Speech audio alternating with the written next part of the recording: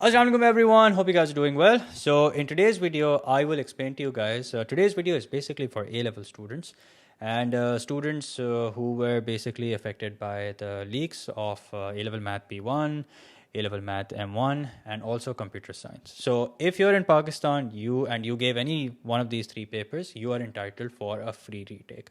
Now this is only available to students in Pakistan. Why is it not available to students outside of Pakistan? Even though students outside of Pakistan managed to get a hold of the leaked paper. I don't know about that. I'm not gonna.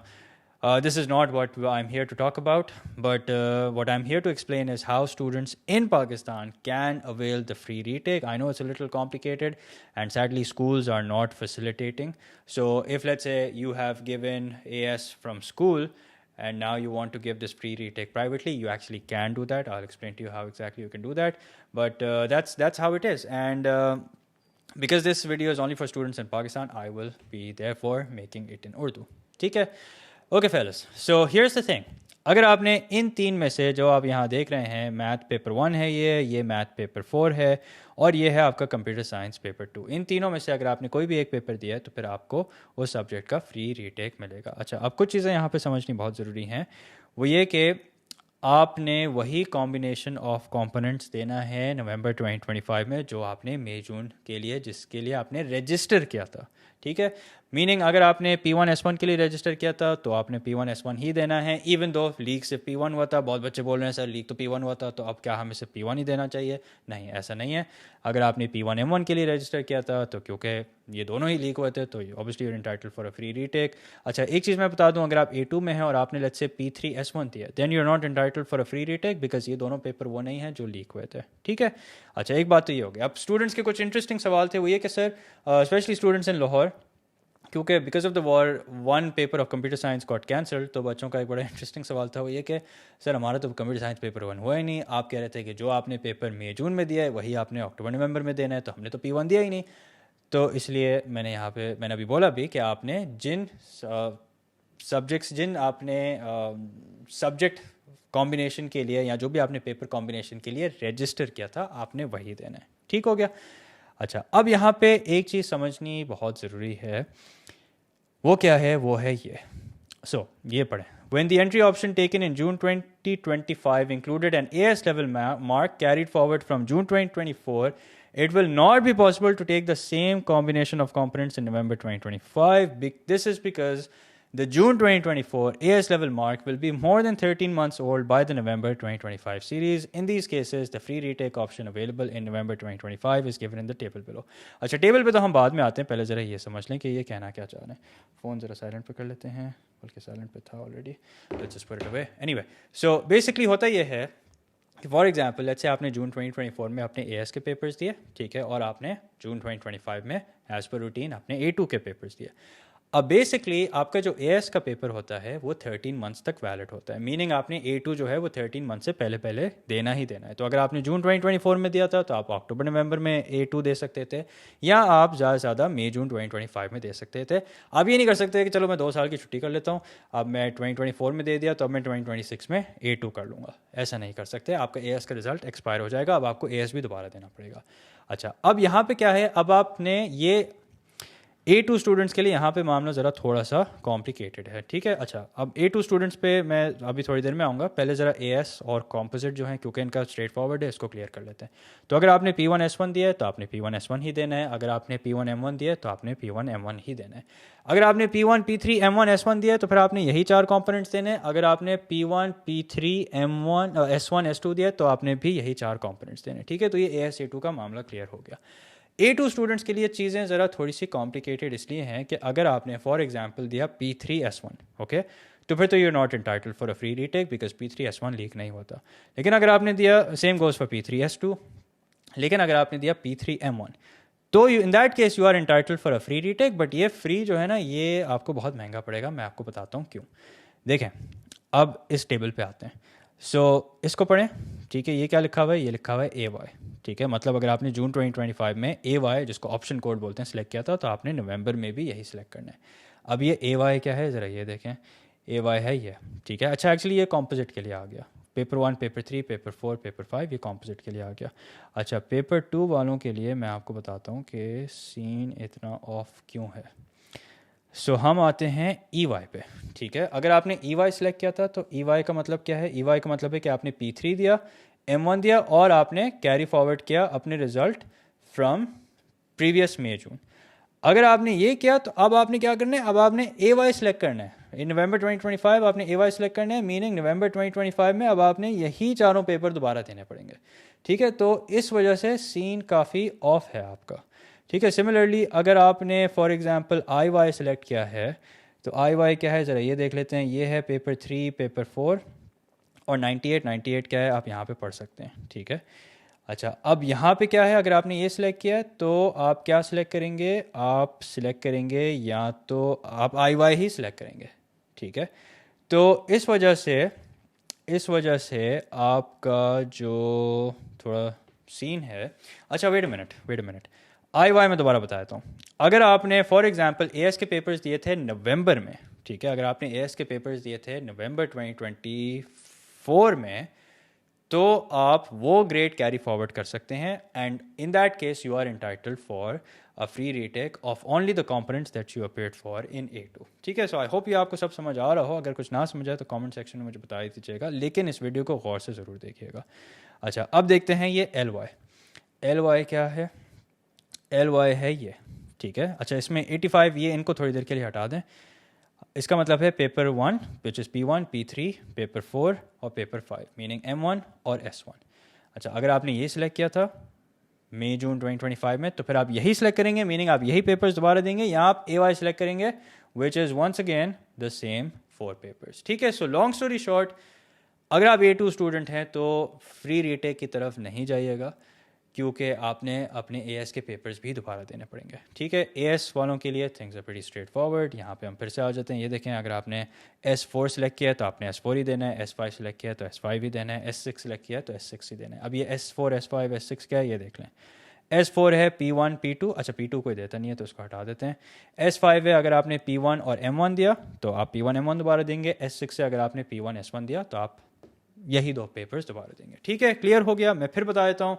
As वालों के लिए जो papers आपने मई जून में दिए थे वही आप अक्टूबर नवंबर में देंगे, और कॉम्पोजिट वालों के लिए जो 4 पेपर्स आपने मई जून में दिए थे वही आप अक्टूबर नवंबर में देंगे। A2 वालों के लिए सीन ऑफ है। वो ये कि अगर आपने 2 पेपर्स दिए थे मई जून में तो अब आपने चारों पेपर्स, अगर आपने एएस किया है मई जून 2024 में तो अब आपने टेक्निकली आपने अपना पूरा ए लेवल्स दोबारा करना है और इसी अक्टूबर नवंबर अटैम्प्ट में करना है if you want the free retake. अगर आपका ग्रेड अच्छा आ गया and then you shouldn't even be watching this video, but अगर आपका ग्रेड अच्छा आ गया तो वेल एंड गुड, नहीं आया तो फिर अब आपको इम्प्रूव करना होगा, ठीक हो गया।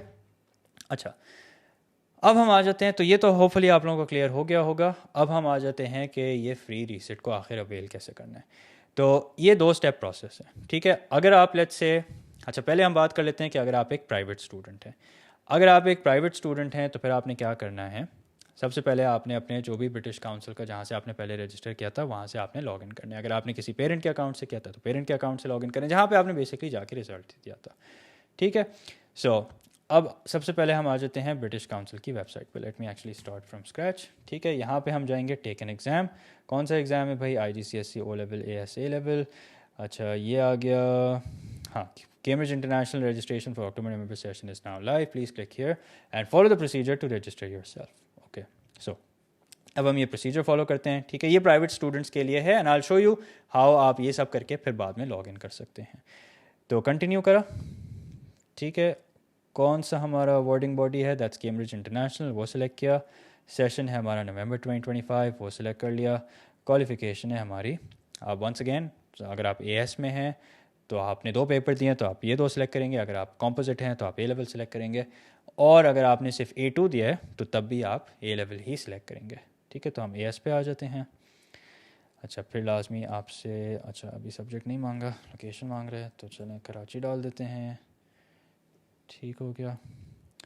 अच्छा, सिलेबस कोड 9709, ये आ गया। सर्च, अब जैसे आप सर्च करेंगे तो फिर वो आपको सारे ऑप्शंस देगा, ठीक है। अब जैसे S4 में आपको फ्री रीटेक, S4 तो खैर कोई देता भी नहीं है। S5 दिस इज़ आप देख सकते हैं P1 एंड M1। S6 ये आप देख सकते हैं P1 एंड S1। तो बिकॉज P1 लीक हुआ था और इन दोनों में P1 है तो ये दोनों आपको फ्री पड़ेंगे, ठीक है। अच्छा, अब आपने क्या करना है, आपने इसको जो भी करेंगे आप ऐड विथ रीटेक करेंगे, आप ऐड टू बास्केट नहीं करेंगे। तो एग्ज़ाम तो मिल जाएगा आपको लेकिन फ्री नहीं मिलेगा, आप इसको ऐड विथ रीटेक करेंगे। अच्छा, जैसे आपने फॉर एग्जांपल इसको ऐड टू रीटेक कर लिया, ठीक है, let's go proceed to basket, सही है। अब आपने क्या करना है, आपने करना है, ये आ गया आपका रजिस्टर एंड पे नाउ, ठीक है। अब आप लॉग इन करेंगे क्योंकि आपका अकाउंट ऑलरेडी होगा तो आप लॉग इन करेंगे, ठीक है। सो ये आपने लॉग इन कर लिया, वहाँ पे आपके पास एक चीज़ होगी जिसको हम बोलते हैं A2PK कोड, ठीक है। आपका एक कोड जनरेट होगा, उसको आपने संभाल के रखना है क्योंकि जब आप लॉग इन करेंगे तो फिर आपको वो एक अमाउंट शो करेगा। तो आप सोच रहे होंगे कि यार ये फ्री कैसे है, ये तो मुझे अमाउंट शो कर रहा है, ठीक है। तो आपने उस अमाउंट को क्या करना है, आपने उस अमाउंट को इग्नोर कर देना है। लेकिन उधर आपका जब आप उसको चेकआउट पे जाएंगे तो फिर वो आपको एक चीज़ जनरेट करके देगा जिसको हम बोलते हैं A2PK नंबर। मैं उसका एक स्क्रीनशॉट भी लगा देता हूँ, ठीक है। वो स्क्रीनशॉट आपने संभाल के रखना है। अब वो स्क्रीनशॉट का आपने करना क्या है, ये ज़रा देखते हैं। ओके, तो आप यहाँ पे देख सकते हैं ये A2PK नंबर हमारे पास जनरेट हो गया, ठीक है। ये जब होगा जब आपके पास, जब आप चेकआउट करेंगे, ठीक है। अपनी डिटेल्स मेक श्योर कि आप डबल चेक कर लें कि आपने सही ऑप्शन कोड सेलेक्ट किया है या नहीं। अच्छा, अब बात यह है कि ये तो फीस हमें दिखा रहा है, ठीक है, जिसको हमने करना है इग्नोर। अब आखिर ब्रिटिश काउंसिल को या कैम्ब्रिज को कैसे पता चलेगा कि भाई हम वो हैं, हम बेचारे वो बदनसीब हैं who are entitled for a free retake. वो उसके लिए आपके पास ईमेल में एक लिंक आई होगी। अच्छा, अगर आप प्राइवेट स्टूडेंट हैं तो फिर आपको लिंक ईमेल में आ गई होगी, अगर आप स्कूल गोइंग स्टूडेंट हैं तो कोई मसले की बात नहीं है। ये एक जेनेरिक सी लिंक है, मैं आपके साथ शेयर कर दूंगा। ये एक फॉर्म है बेसिकली, जो आप फिल करेंगे तो आपकी डिटेल्स उनके पास चली जाएंगी and you will then be entitled for a free retake, ठीक है। अच्छा, अब ये फॉर्म क्या है ये मैं आपको बता देता हूँ। Are you a private candidate और स्कूल कैंडिडेट, तो आपने बता देना है इन अक्टूबर नवंबर 2025। अच्छा, आप देखें, अब यहाँ पे उन स्टूडेंट्स के पास एडवांटेज है जिन्होंने AS जो है वो स्कूल से दिया था और अब A2 प्राइवेट करना चाह रहे हैं। तो उधर आप क्या करेंगे, आप प्राइवेट सेलेक्ट कर लेंगे। Please write your complete candidate name as per the school registration system. तो जो आपने अपना यूज़र ID पासवर्ड सेट करके जो भी अपनी डिटेल्स डाली थी, वहाँ से आप अपना वो जो आप नाम है वो डालेंगे, अपना रजिस्टर्ड ID डॉक्यूमेंट नंबर डालेंगे, CNIC नंबर।